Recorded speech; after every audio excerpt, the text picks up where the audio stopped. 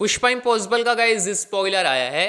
अब ये जो स्पॉइलर है ना भाई साहब, ये अपने आप में ही शॉकिंग है, लेकिन गाइज यहाँ पर अपकमिंग स्कैन में भी कुछ चीज़ें हैं जिसको हम लोग डिस्कशन करेंगे। लेकिन पहली चीज़ आप लोगों को स्पॉइलर बताता हूँ गाइज। स्पॉइलर ये है कि क्योंकि जो कादम्बरी है वो एकदम डर गई है पुष्पा का जज्बा देख करके, यहाँ पर दिलीप और पुष्पा ने हाथ मिला लिया है ये सब देख करके, उसको पता है कि वो मतलब केस हारने ही वाली है। एंड पुष्पा का जो मतलब पुष्पा का जो पक्ष है वो बहुत ज़्यादा मतलब टाइट है, स्ट्रांग है। दैट्स वाई यहाँ पे कादम्बरी बहुत अजीब चीज़ करने वाली है। हालांकि कादम्बरी ने ये चीज़ पहले भी की है, भाग जाएगी भाई साहब देश छोड़ करके। स्पॉइलर में कहा गया है कि कादम्बरी देश छोड़ करके भाग जाएगी, मतलब भागी तो नहीं रहेगी लेकिन वो लापता हो जाएगी। ठीक है, पहली चीज़ तो जब जैसे ही कोर्ट का टाइम आएगा ना वो लापता हो जाएगी।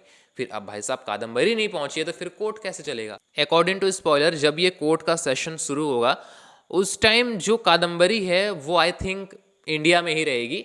एंड वो मतलब प्लानिंग बना रही होगी कि उसको कैसे देश छोड़ करके जाना है। एंड बस यहाँ पर फिर सब लोग इसी कंफ्यूजन में रहेंगे, कहाँ चली गई कादम्बरी, कहाँ चली गई कादम्बरी। तो ये है भाई साहब कादम्बरी का प्लान। एक छुटकू सा स्पॉइलर और आया है, वो शनाया चिराग के बारे में है कि जब चिराग यहाँ पर शनाया के साथ में बहुत एक्साइटमेंट से बात कर रहा होगा कि वो मतलब छुट्टी लेगा, ठीक है, केस खत्म होगा तो फिर मनवा के साथ में टाइम स्पेंड करेगा, ये सब कुछ मतलब चिराग ने प्लानिंग करके रखा है। और यही सेम चीज़ यहाँ पर वो शनाया को जब बता रहा होगा उस टाइम पे जो शनाया का मंगलसूत्र है वो टूट करके गिर जाएगा। बस इतना ही स्पॉइलर है। अब वैसे मैं आप लोग बोल रहे होगे शनाया चिराग के बारे में बात करो, लेकिन गाइज उस पर मैं आज बात नहीं करूंगा, उसके बारे में गाइज हम लोग कल बात करने वाले हैं। ठीक है, अब थोड़ा सा वापस आता है कादम्बरी के केस वाले में।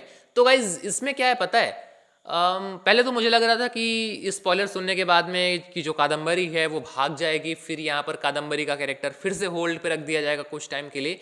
लेकिन गाइज यहाँ पर अपकमिंग स्कैन में ना जो चिराग है वो क्या बोलता है कि केस सॉल्व हो चुका है, मतलब ये कोर्ट वगैरह का सब कुछ चीज खत्म हो चुका है। पुष्पा एकदम खुश लग रही है, मतलब बहुत बढ़िया सा लग रहा है सब तरफ। तो अब यहाँ पे दो चीजें हो सकती है, या तो कादम्बरी का बिल्कुल पता नहीं चलेगा कि वो कहाँ गई कैसे गई, है ना, ये हो सकता है कादम्बरी का कैरेक्टर बीच में होल्ड रखना हो तो।